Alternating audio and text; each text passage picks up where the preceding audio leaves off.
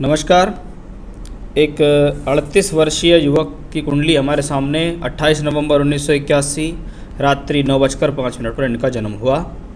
जन्म के समय ब्रह्मांड में कर्क लगन उदय हो रहा था और चंद्रमा धनु राशि में गोचर कर रहे थे। लगन के स्वामी चंद्रमा हैं, राशि के स्वामी बृहस्पति हैं और दोनों आपस में मित्रता रखते हैं। यानी व्यक्ति अगर अपने जीवन में चाहे और अपने मन को और अपने शरीर को स्थिर करते हुए जीवन में तरक्की प्राप्त कर सकता है, क्योंकि यहाँ लगन और राशि में मित्रता दिखाई दे रही है। लगन से शुरुआत करेंगे। लगन कर्क लगन है, लगन पर किसी भी ग्रह की दृष्टि नहीं है और लगन पाप कर्तृ योग में है। यानी एक तरफ मंगल है, एक तरफ राहु है और बीच में लगन है, उस पर कोई ग्रह का प्रभाव नहीं है।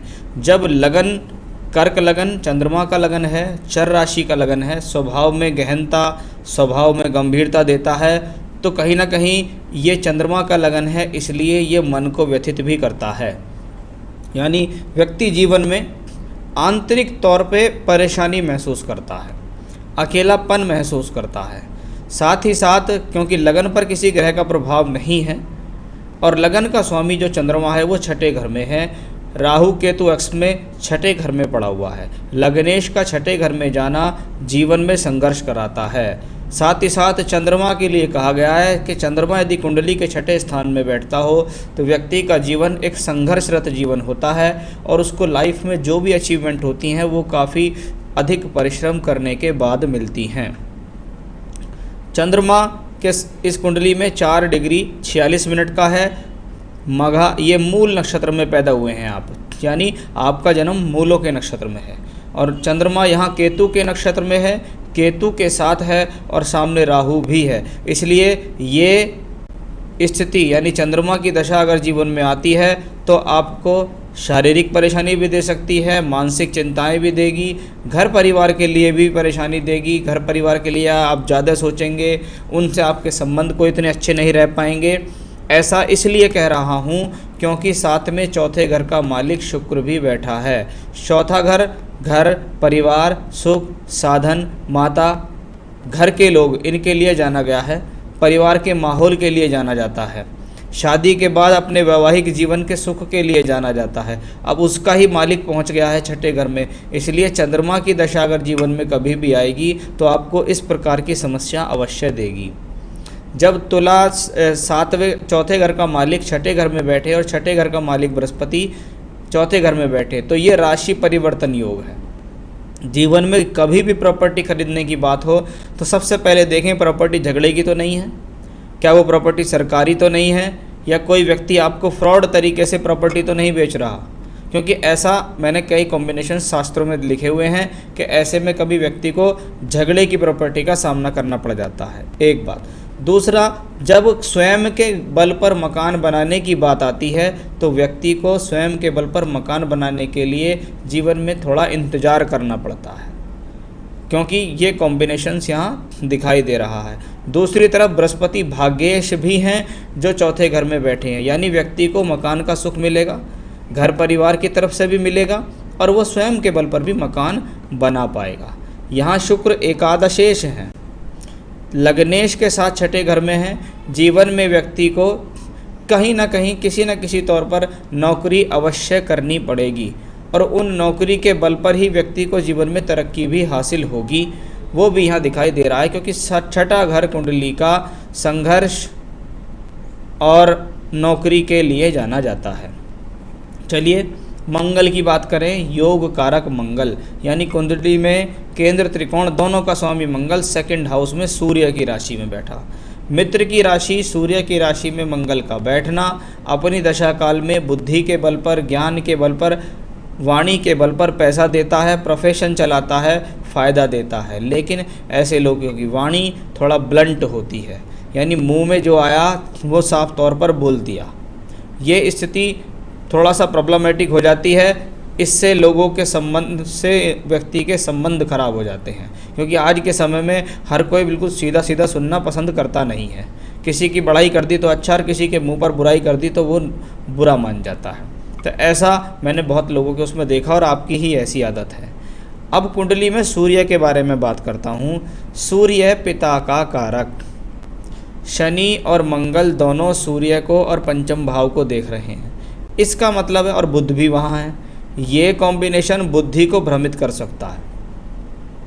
बुद्धि को भ्रमित मतलब व्यक्ति के मन में उत्सुकता आती रहेगी, मुझे ये कर लूँ, मैं वो कर लूँ, फिर वो अपनी बुद्धि चला के अपना पैसा का इन्वेस्टमेंट कर देता है और वो पैसा उसका फंस जाता है या बेकार हो जाता है। दूसरा, शनि मंगल का एस्पेक्ट हो सूर्य पे तो ये पिता से संबंध खराब करता है, साथ ही साथ पिता के सुख में कमी। कभी कभी ऐसे लोगों के पिता की जो मृत्यु है वो जल्दी हो जाती है, उनका पूरा सहयोग नहीं मिल पाता है, उनकी व्यक्ति पूर्ण तरीके से सेवा नहीं कर पाता है। साथ ही साथ व्यक्ति को पेट से संबंधित रोग, आंतों से जुड़ी हुई परेशानी, बवासीर, पाइल्स, फिशर, गुल्म पीड़ा आदि के रोग भी भविष्य में परेशान करेंगे, या ऐसा इस कुंडली के अंदर रोग के इंडिकेशन है जो आपको प्रॉब्लम दे सकते हैं। तो शनि 7 और 8 के मालिक होकर तीसरे घर में बैठे और तीसरे घर के मालिक को भी दृष्टि दे रहे हैं बुध को।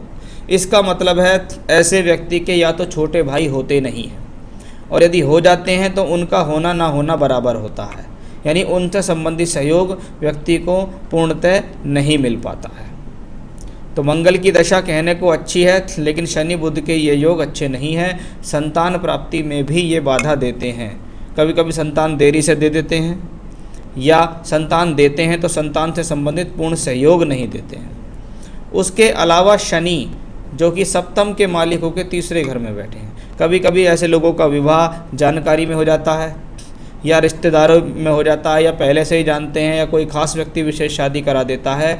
वही ये शनि नवांश कुंडली में द्वादश भाव में बुध के साथ, जो दर्शा रहा है कि पत्नी के साथ भी संबंध कोई इतने अच्छे खासे हैं नहीं। हाँ, औसत तौर पे हैं और औसत तौर पे ही चलते रहेंगे। तो ये तो थी ग्रहों की स्थिति। हाँ, कुंडली में कोई भी व्यक्ति विशेष आपको देखकर कहेगा कि आपको काल सर्प योग या दोष है, लेकिन ये शास्त्र लिखित कोई योग नहीं है, कलयुग में बनाया हुआ ये योग है। कुछ लोग इससे अच्छा खासा पैसा भी कमा रहे हैं। जिनकी कुंडली में राहु केतु परिधि में सभी ग्रह आ जाते हैं, मैं उनको हमेशा एक ही सलाह देता हूँ कि आप किसी भी एक ज्योतिर्लिंग, भगवान शिव के 12 ज्योतिर्लिंग हैं, किसी भी एक ज्योतिर्लिंग पर जाकर और वहाँ बोलो पंडित से कि हमको राहु केतु की पूजा करानी है, तो वहाँ जाके एक बार करा लो, उनसे आपको बहुत ज़्यादा रिलीफ मिलेगा। ये आपके लिए एक तरीके से पहला उपाय है। जैसा भी मौका लगे आपका, आप इस काम को करवा सकते हैं। बुध इस कुंडली के अंदर पंचम भाव में जब शनि मंगल से प्रभावित हो तो आपको कहते हैं ज़रूरत से ज़्यादा बुद्धि का प्रयोग यदि आप करोगे तो प्रॉब्लम आ जाएगी। तो वही ये कॉम्बिनेशन है जब बुध जो पंचम भाव में दिखा रहा है, ये आपको अपनी दशा में छोटी बड़ी यात्रा करा सकता है, यात्राओं पे पैसा खर्च करा सकता है। इसको ये कॉम्बिनेशन भी कह सकते हैं कि मैंने जीवन में बहुत भागदौड़ भी कर रहा हूँ लेकिन मुझे उतना फ़ायदा नहीं मिल रहा।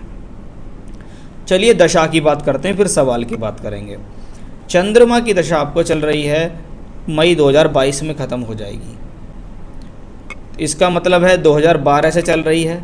चंद्रमा लग्नेश छठे घर में, लग्नेश का छठे घर में जाना हेल्थ इश्यूज़ भी देता है, मानसिक तनाव भी देता है और कार्य विशेष के लिए संघर्ष कराता है। पहली बात। वही चंद्रमा केतु के लिए अनावश्यक चिंताएं देता है। घर परिवार की तरफ से भी वो चिंताएं होती हैं, सगे संबंधियों की तरफ से वो चिंताएं देखी जाती हैं। साथ में शुक्र हैं, व्यक्ति बहुत अधिक प्रयास करता है जीवन में ज़मीन जायदाद प्रॉपर्टी एकत्रित करने की, लेकिन वो इस दशा भुक्ति में नहीं कर पाता है। तो कुल मिला के चंद्रमा की दशा संघर्ष करा रही है, मानसिक पीड़ा दे रही है। दशमांश कुंडली जो प्रोफेशनल लाइफ के लिए देखी जाती है, वहाँ भी शनि के साथ चंद्रमा है। इसका मतलब है यहाँ भी चंद्रमा ने ये दिखाया कि सोर्स ऑफ इनकम तो होंगे लेकिन परेशानी के साथ होंगे। और चंद्रमा की ये दशा मई 2022 में ख़त्म हो जाएगी। तो तब तक तो आपका जो जीवन है एक संघर्षरत जीवन मुझे दिखाई दे रहा है। अगर मैं देखूं अगली दशा जो मंगल की मई 2022 से लग रही है, सबसे पहली बात तो मंगल योग कारक है। इसका मतलब है प्लेसमेंट ग्रह की अच्छी है, ये दशा चंद्रमा से अच्छी जाएगी। नवांश कुंडली में मंगल चौथे घर में, चौथे घर के मालिक बृहस्पति के साथ हैं, शुक्र के साथ हैं। इसका मतलब मंगल की दशा में यानी उन 7 सालों में आपको अवश्य प्रॉपर्टी का सुख जरूर मिलेगा, ये भी बात पक्की है। और साथ ही साथ दशमांश में देखें तो मंगल 6 और 11 का मालिक होकर 12वें घर में है और सूर्य से दृष्ट है। आने वाले समय में मई 22 से लेके और 7 साल जो जीवन में होंगे उसमें यदि आप अपने कार्य को दूर स्थानों से जोड़ते हैं दूर स्थानों पर जाके टूर से ट्रैवलिंग से करते हैं तो फ़ायदा मिलेगा। अगर आप नौकरी के पक्ष में हैं तो ये पक्की कहानी है कि आपको मंगल की दशा में स्थान परिवर्तन होगा।